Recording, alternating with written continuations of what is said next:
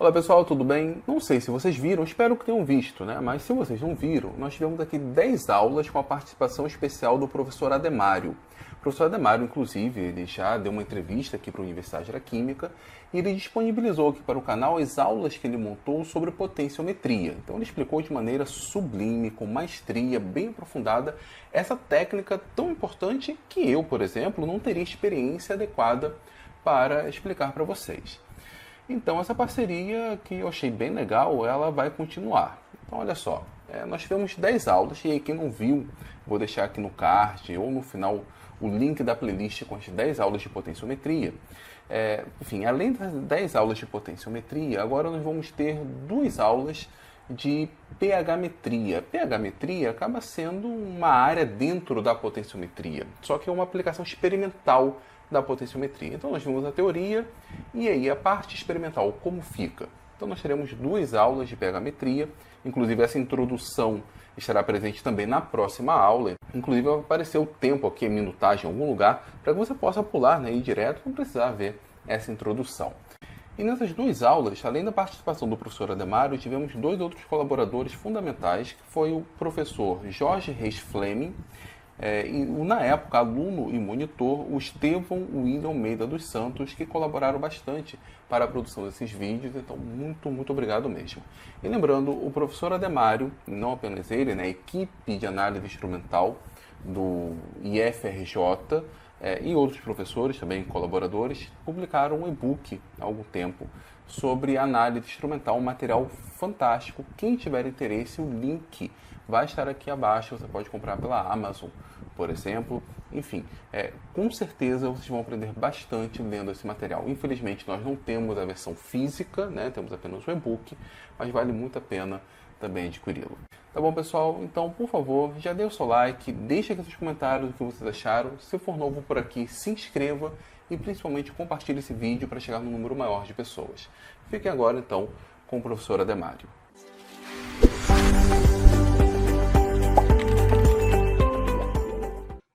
Na aula de laboratório de pH-metria, temos a medição e o controle da atividade do íon H3 ou mais, que são de suma importância para qualquer processo em solução aquosa.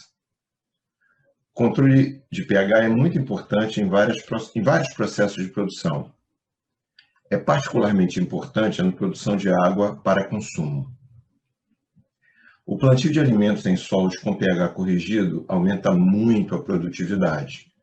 E há um sem número de outros benefícios que vêm do controle do pH.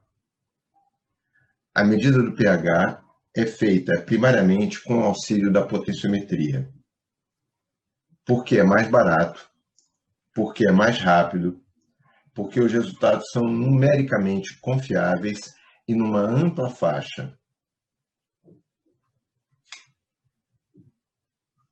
A medida de pH é a determinação potenciométrica mais importante. É fundamental que o profissional envolvido domine esta técnica.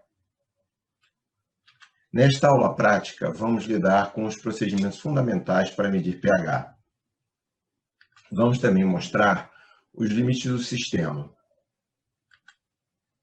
Vamos mostrar como prevenir alguns tipos de erros comuns na medição e como manter o sistema medindo corretamente, além de como detectar e corrigir alguns problemas. As operações com o eletrodo combinado de vidro vão ser detalhadas e vamos mostrar alguns testes que podem ser feitos para assegurar a confiabilidade da medida. As etapas da prática de pH-metria vão mostrar como ligar o equipamento no modelo sendo usado, como calibrar com 2 padrões, como fazer a calibração de multipontos e como obter a curva de calibração. As vantagens e as desvantagens de usar uma ou outra calibração serão analisadas. A medição de amostras será demonstrada. As informações obtidas nas calibrações ajudam a verificar a qualidade do sistema de medição. Os testes de reprodutibilidade e do medidor de potencial preenchem as lacunas que as 2 calibrações ainda deixam em aberto.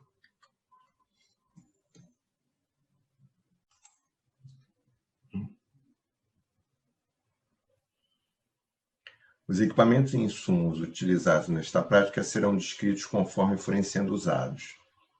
Começamos com o medidor de potencial Metron modelo 827 pH Lab, que tem correção automática de temperatura. O procedimento mostrado segue o manual do equipamento. O vídeo mostra o equipamento originalmente configurado para 3 tampões e então reconfigurado para ser calibrado com 2 tampões 4 e 7. Como acabamos de ver, a calibração original estava configurada para 3 tampões e foi reconfigurada para 2 tampões. O equipamento pede então a colocação do primeiro tampão de calibração.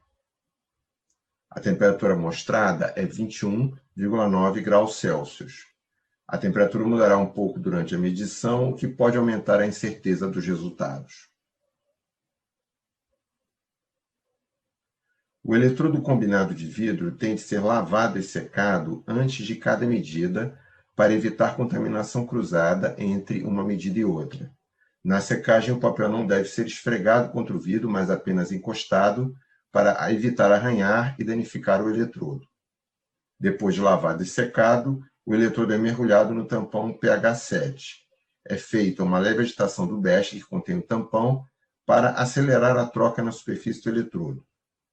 O modelo do eletrodo é 6.0228.010 Metron.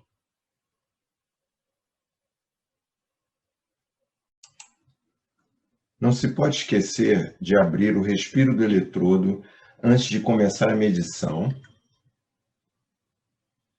e colocar a região da junção inteiramente mergulhada na solução. O medidor de potencial é acionado para que haja a leitura do primeiro tampão padrão. A leitura do equipamento tem de estabilizar para que possa haver calibração. A leitura estabilizada do potencial desenvolvido em pH 7 é que será gravada pelo equipamento, ligando o pH 7 a este valor. Depois que o equipamento gravou o potencial ligado ao pH 7, ele pedirá automaticamente a entrada do segundo tampão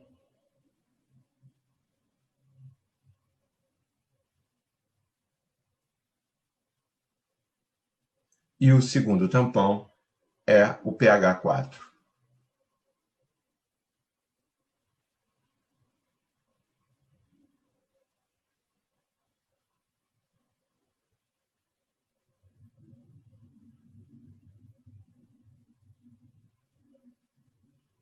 Após o término da leitura do primeiro tampão padrão, o eletrodo tem de ser lavado e secado novamente antes de proceder à leitura do tampão 4, assegurando a ausência de contaminação. Depois de ter sido lavado e secado, o eletrodo combinado é mergulhado no tampão 4. Novamente, será feita a leve agitação do becher com o tampão para acelerar a estabilização da leitura do potencial do eletrodo.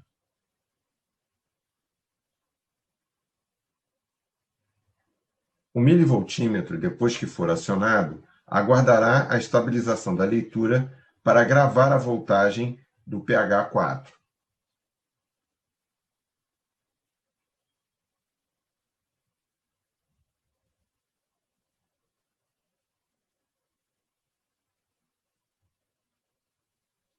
Baseado nos valores dos 2 tampões e nos valores das leituras gravadas, o equipamento calculará a equação da reta com coeficiente angular e linear.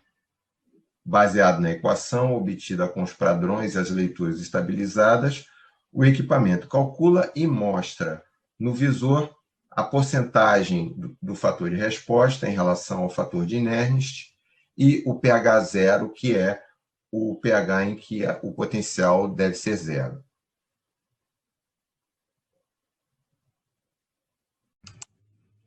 O cálculo da equação da reta para os 2 pontos de leitura não é visualizado no mostrador, mas o equipamento calcula e mostra a porcentagem de S, que no visor é chamada de slope.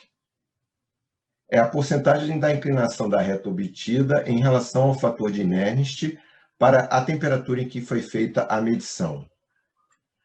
O equipamento também mostra o pH zero, isto é, o pH em que o potencial é zero, na reta obtida para a leitura daqueles dois tampões.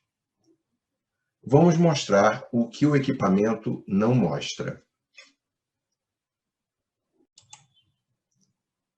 A leitura do potencial dos padrões usando o sistema experimental que foi desenvolvido permite o cálculo da curva de calibração. Como são só 2 pontos, o coeficiente angular pode ser calculado pela diferença em y, ou seja, em ΔE, dividido pela diferença em x, isto é, em pH. Obtido o coeficiente angular, de novo, como são só 2 pontos, o coeficiente linear pode ser calculado aplicando a equação num dos pontos, qualquer um deles. E assim, a equação é obtida.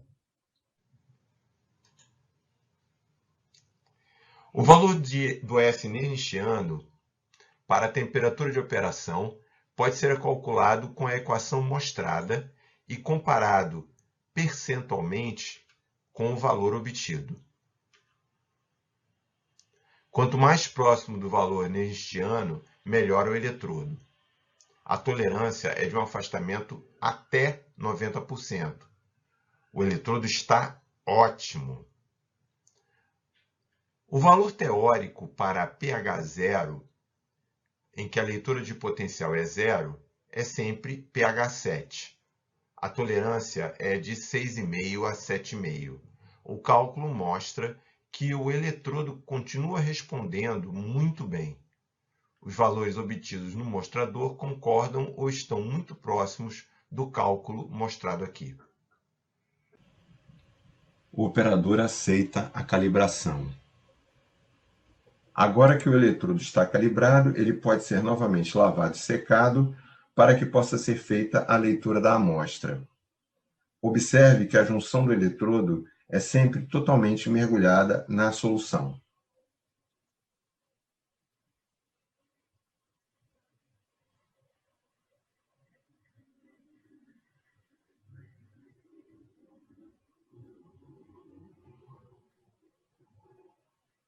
O equipamento é acionado para ler a amostra.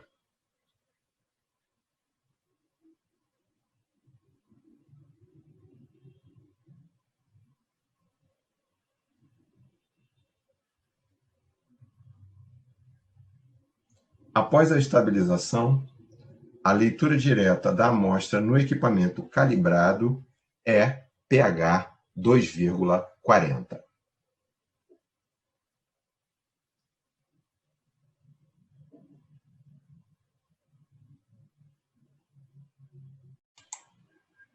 A leitura da amostra é 277 mV.